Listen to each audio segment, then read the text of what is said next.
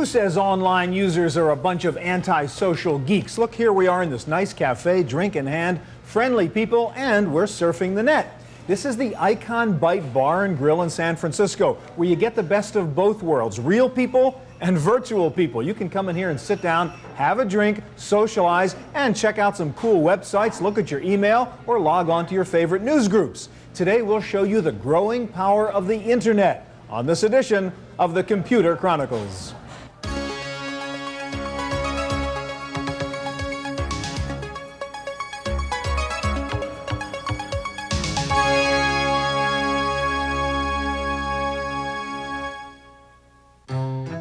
Computer Chronicles is made possible in part by Hewlett-Packard, working with industry leaders to ensure compatibility across the board and across the network. HP PCs, you're looking at partnership in a whole new light. Additional funding provided by Intel, makers of the Intel Pentium processor. And by Progress Software, client-server development tools for enterprise-class information systems.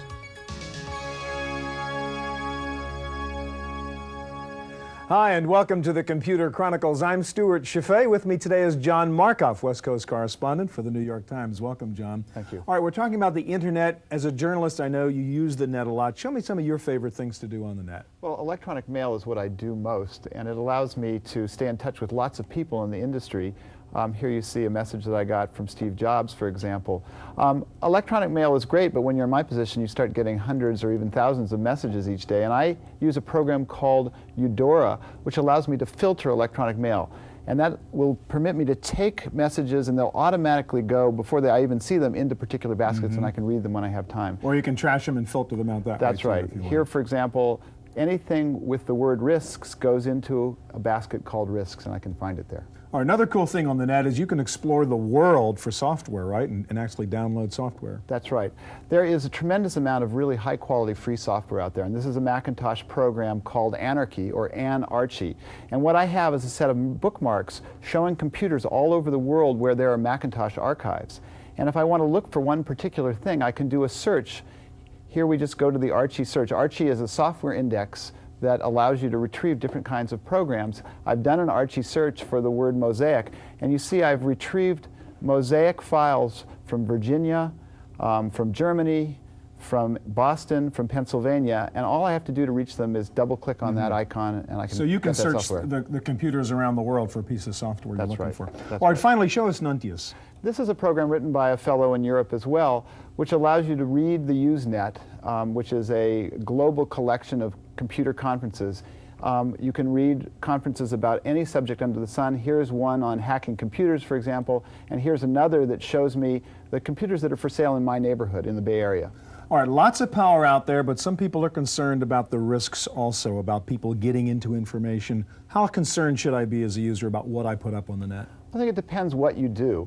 There is better computer security coming now for economic business transactions, but I'd be careful about putting my password on the net. I'd pick a password that's a safe password, and I wouldn't put my credit card up until there's security software that will protect the credit card. All right, thanks, John. Okay, today we'll show you both sides of the net, what it's like being a user of its vast information resources and what it's like being an information provider on the internet.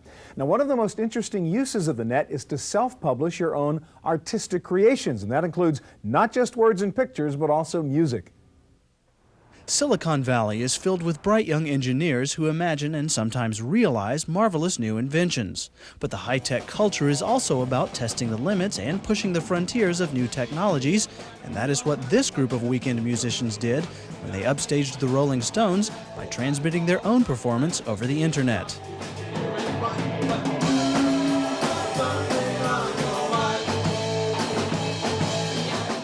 In November 1994, Severe Tire Damage, a rock band made up of engineers from Xerox, Apple, and Digital Equipment, performed their repertoire before an internet audience waiting for the Rolling Stones. They did it by multicasting video and audio over the internet MBone, or multicast backbone.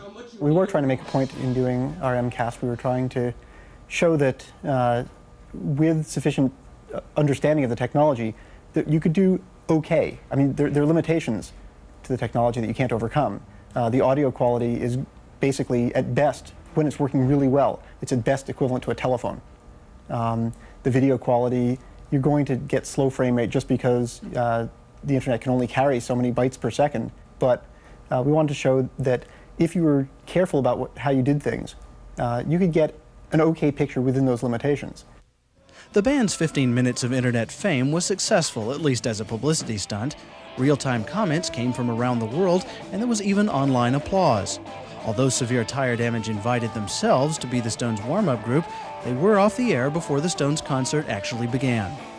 I think what we did was a kind of piracy, like in the early days of people flying airplanes where you'll land in someone's farmer's field because you had no place else to go. And it was okay because there weren't very many airplanes around. There aren't very many people now who can use the internet in this way. And so anything goes for now because we're still explorers exploring brand new space, and there's very, very few of us.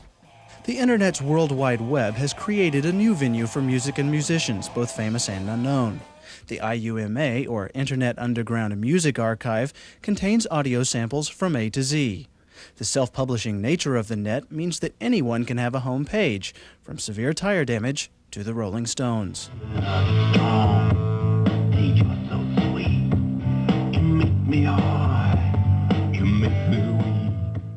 The current difficulty of multicasting over the net means that the band has very little competition.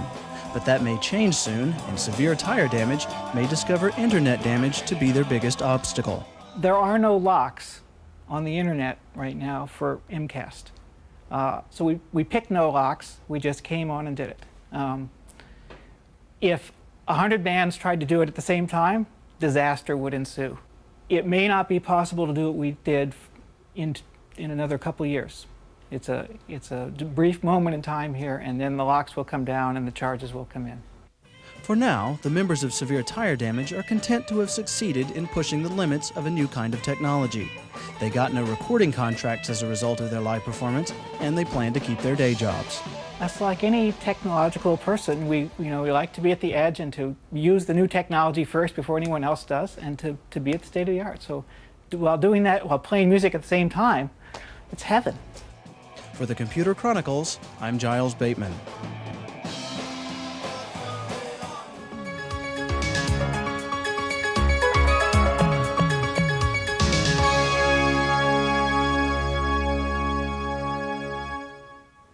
While the internet itself is essentially free and available everywhere, you do need an access provider to get you onto the net.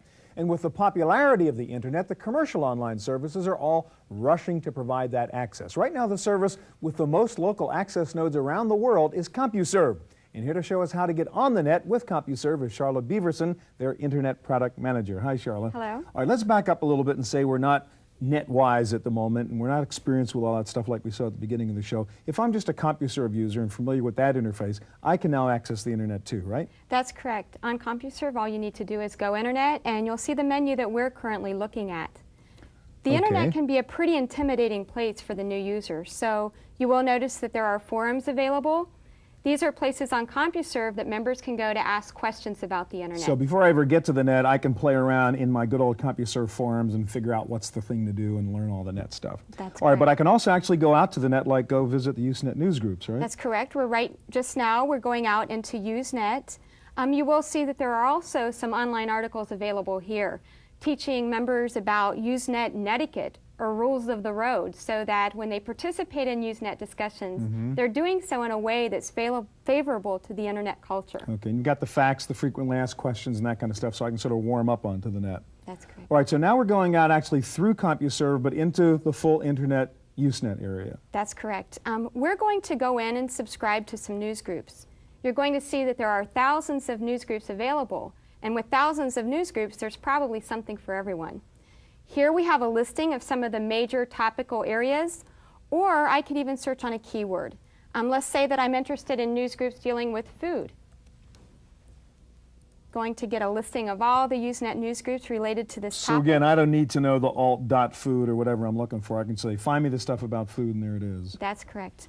We can see that we have news group discussions on crackers, what cows do with their food, so a wide variety of topics. Let's go ahead and subscribe to what cows do with their food. Okay.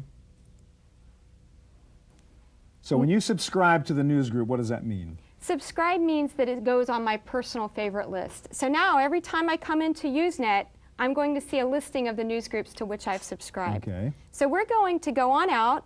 We'll take a look at the newsgroups to which I've subscribed. And again, you can see that there is quite a wide variety. Why don't we go on into the Cal News Group? And it says there are 50 articles that have been posted in that one section. That's correct. And right now we're actually looking at the threads of discussion that are going on out in the internet about cows and their food. Okay, so that's playing with Usenet newsgroups. Now I want you to show me another feature, which is FTP, which we looked at briefly at the top of the show, the file transfer protocol, and how we can actually pull down files from computers anywhere around the world. You can do that through CompuServe also? That's correct. CompuServe does offer a file transfer interface. One thing that we do is give people a good starting point. For example, if we go out to the file transfer interface, you see that there are some popular selected sites, or people could access any specific site of their choice if they know of a particular site. So if I'm not sure, I would just click on popular sites and say, hey, here's a couple of places a lot of people spend their time at. And listed, we're going to see some of the most popular file transfer libraries in the world, offering quite a wide variety of files. In fact, one that I find particularly interesting is the BookStacks Unlimited. We can go here and download entire copies of books. So I can actually take the full text of a book and download it, assuming it's public domain stuff. That's I correct. take it. Okay, last thing I want you to show me is the newest thing you have now is actually a World Wide Web browser and actually play web games going through CompuServe also, right? That's correct. In fact, right now we're looking at a copy of Air Mosaic, which is the browser that I'm running. And all I've done is dialed into the CompuServe network and brought up the Pizza Hut homepage. And there's the famous Pizza Hut homepage on the web. Okay, thank you very much. Now, you can pick up any business magazine these days and you're bound to find an article entitled, How to Make Money on the Internet. Well, lots of businesses, large and small, are trying to figure out how to do just that by selling their wares directly on the net. The Whole Earth Catalog was an institution to many people who grew up in the 1960s and 70s. Since the first edition 27 years ago, its articles and reviews have provided an ecologically friendly alternative to the noisy hype of commercial catalogs. Traditionally, the paper edition was sold directly and advertised by word of mouth. Today, Whole Earth's publisher has decided to try a web page on the internet as a way to attract more readers and more sales. Our mission is to get these books into the hands of as many people as possible. This provides an opportunity, we think, in addition to what we've done already, which is bookstores, selling the catalog by direct mail, selling the catalog out of our own offices. We're also looking at a way to get the Whole Earth Catalog and the Whole Earth Review as widely disseminated as possible. And so this is a tool we haven't used before. We want to try to use to see, is this going to be one more way to get these resources so that more people are going to have access to them. Currently, Whole Earth's internet pages provide only condensed samples of the print catalog's content. Online ordering is limited to the catalog itself and its sister publication, the Whole Earth Review. But to offer those electronic transactions, the catalog's web service provider had to supply a new level of security using data encryption. What we're seeing now is the integration of this encryption technology with the software that people use to access the networks. We're also seeing integration of the encryption technology with the financial transaction technology. There are a number of competing services available or about to be launched right now that will allow people to buy and sell goods via the internet using their checking account and their credit card numbers. And later this year, they'll be able to have virtual cash, cyber cash, digital cash, if you will, accounts that they'll be able to put money into and then draw from. The Whole Earth Catalog's new electronic presence may grow to include direct sales of the products and books reviewed within its pages. But that will depend on the response to its first commercial link to the internet. What we've always done is experiment. What we've always believed in doing is trying out tools, seeing what they work, seeing what they're good for, trying to understand what their implications are for people's lives and for the well-being of the planet, and then making judgments about that. And I think we don't have an answer yet to that question of where we will end up in 10 years, how much of what we will be doing will be electronic, how much will be paper, how much will be something else. For the Computer Chronicles, I'm Giles Bateman.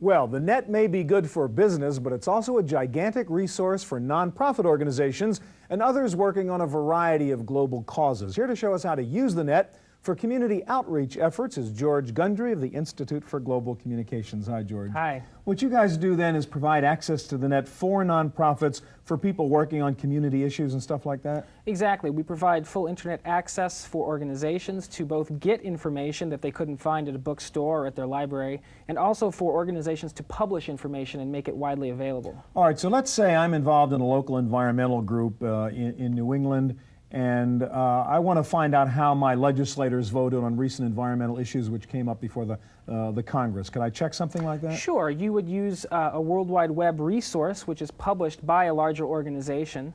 And to do that, we would visit our web page by clicking on the web button. We get sent this map here of the United States, and we select the region that we want to get information on, for example, New England, as you mentioned.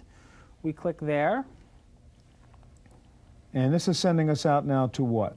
It is basically taking us to another area on the same computer. With each hyperlink, you never know where you're going, if you're going to a different computer or the same computer. It could be the same computer, it could be a computer halfway around the world. Anyhow, we got the results we wanted, and this is how the senators and the representatives in New England voted on the. Now, there's a kind of ranking there, so this organization is saying they have a high number or a low number in terms of how well they do on environmental issues. Sure, they've identified certain key votes, and they basically rank them how they voted.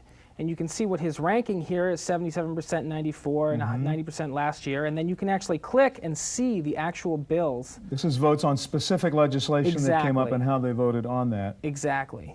And when you click on there, I can actually go find out what the legislation said and what it said, what the pro-environmental vote was according to this group. And of course, you can save it onto your hard disk or you can print it out. All right, now suppose I want to find out, are there other organizations like mine elsewhere around the country, or around the world for that matter, and I want to find out how they do things and how they organize themselves? Certainly. There are many organizations that publish on the internet, and there's also many people out on the internet who are maintaining directories of organizations. So you would need to find one of these directories and then simply visit the organization that you're interested in. For example, the Center, the Computer Professionals for Social Responsibility is a very good group, and they have a web page, and you can go visit it, get information, how to join, how to subscribe to their newsletter, et cetera, et cetera, et cetera. All right, let's say another issue. Say I'm involved in a women's issues group, and we're getting ready to prepare for the International Women's Conference in Beijing, and I just want a kind of old-fashioned network, you know, just talk to other people, maybe get a consensus on an agenda for a session we're going to have. Sure. How would I do that? Okay, if you'll bear with me. One thing on the net is you spend a lot of time waiting. Exactly. I have have what are called bookmarks, which is basically my favorite places on the network marked up. But often what happens is you begin communicating with another computer, and that computer makes you wait. Yeah. You can see here now we're looking at the agenda for the World Conference on Women. We have various documents and news, both from organizations and from the United Nations itself. So despite a couple of seconds of waiting, which is all it was, I mean, you have access to all kinds of stuff here, and very quickly can do a lot of things if you're working with a nonprofit. Yes. That's great. Thank you very much. All right, now one of the neat things about the internet and the World Wide Web in particular is, in fact, anyone can create their own homepage and become an information provider on the net. The only catch is creating a homepage is not necessarily an easy thing to do. Where do you go for help? Well, we found one place. It's called the Digital Media Center here in San Francisco. Becoming an information provider on the internet doesn't require a large budget, nor does it demand powerful hardware. But putting your name or company on the net does mean creating a legible, logical home page with clearly defined links. The San Francisco Digital Media Center started classes this year to help anyone wanting a web page learn how to make one. For us, you know, as I said, we start with the idea that people need to have their stories told, and that's a very old feeling. We think suddenly there is this apparatus, the World Wide Web, in which you can literally publish a book that has images, that has all the text that you're working on, that has little samples, footnoted clips of audio or video. And for me, this is a tremendous opportunity for people to express themselves and be heard throughout the world. I mean, we're talking about successful homepages can be seen by 20 or 30,000 people a week. Savvy web page residents try to enhance their pages with user-friendly graphics and icons.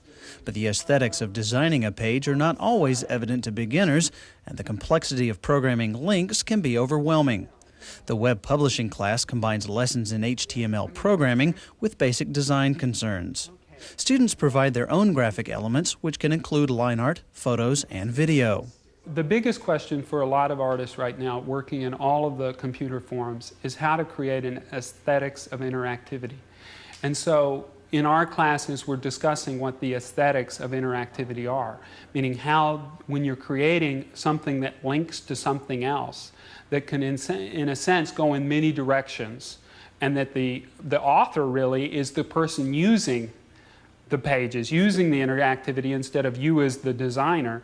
What are the good ways to think about that in creating new work?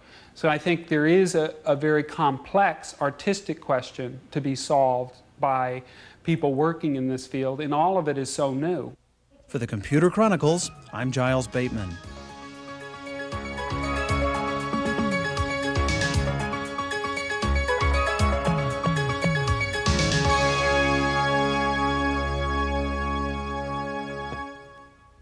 The beauty of the World Wide Web is its ability to link you with similar topics or ideas elsewhere on the web.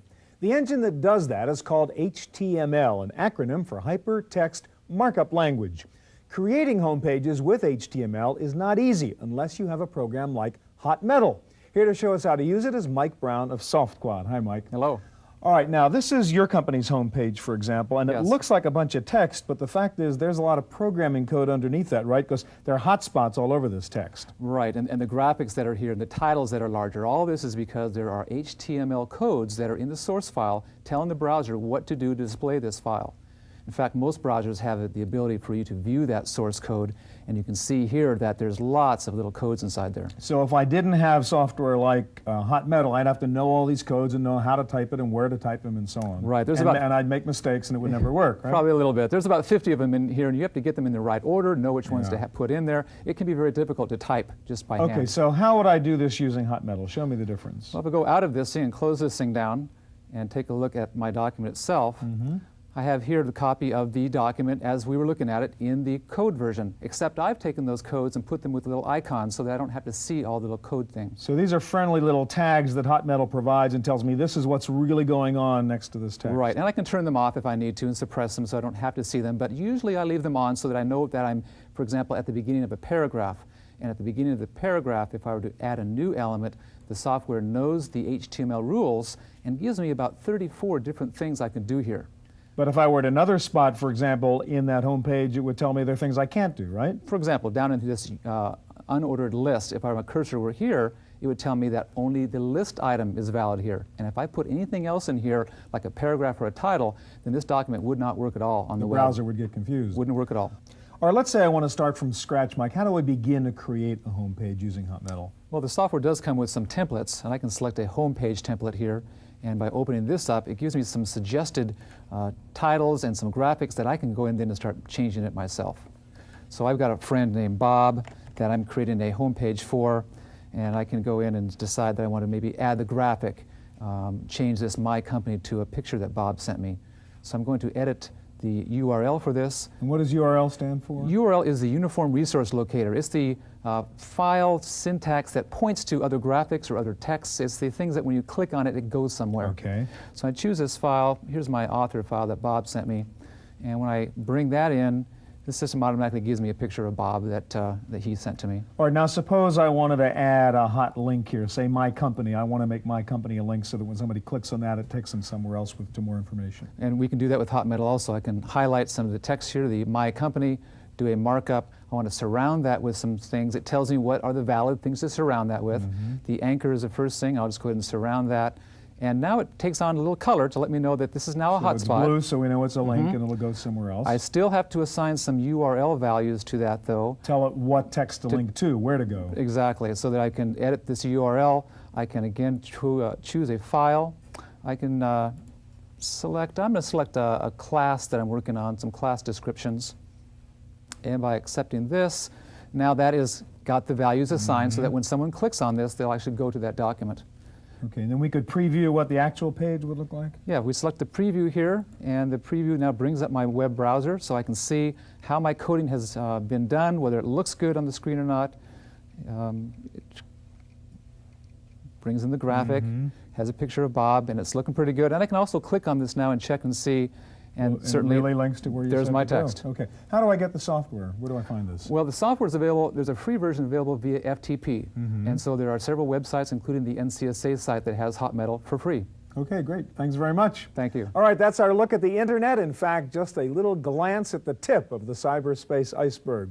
Thanks for joining us. I'm Stuart Chaffee. Hope to see you here again next time on the Computer Chronicles. Computer Chronicles is made possible in part by Hewlett-Packard, developing technology that lets you manage your PC from anywhere on the network, anywhere in the world. HP PCs, you're taking a close look at remote management. Additional funding provided by Intel, makers of the Intel Pentium processor. And by Progress Software, client-server development tools for enterprise-class information systems. Videocassette copies of this program are available. Computer Chronicles also publishes a companion newsletter containing details on products demonstrated and information on program topics. To order a videocassette or a newsletter, call 1-800-800-9520 or write Computer Chronicles. Please specify program subject for tapes. All orders include a free software program for auditing software use and information on the definitive guide to keeping your organization's software legal.